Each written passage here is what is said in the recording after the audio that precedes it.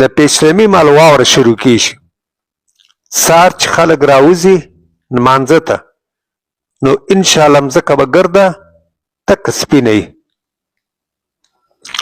پخوا د کوټې پر غرو واوره کېدله، دې پله یقیني انشاءالله په مځکه باندې به هم یو مخ واوره وي.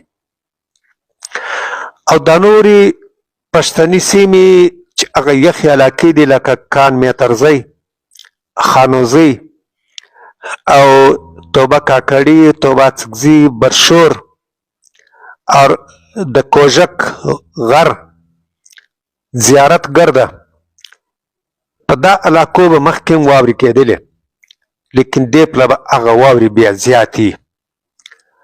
د پنجشنبې په ورځ څوک سفر ونه کوي، بلکل دا خطره شته چې لارې ګرده بندې شي، د چمن لار هم بنده شي.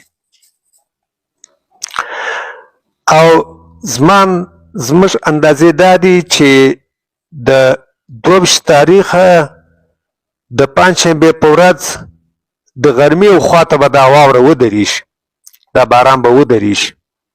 بیا به کم باران ماران وي، لیکن په دا ټیم به اچانک یو دم موسم بدل شي. دا واوره به اوري، څوک پې دونه ډېر نه محسوسوي، لیکن اچانک چې ګورې د شمال هغه یخې هواوې به په دغه سپیډ 15-20 سپیډه باندې علاقې ته راورسېږي او بد حال به جوړ کړي.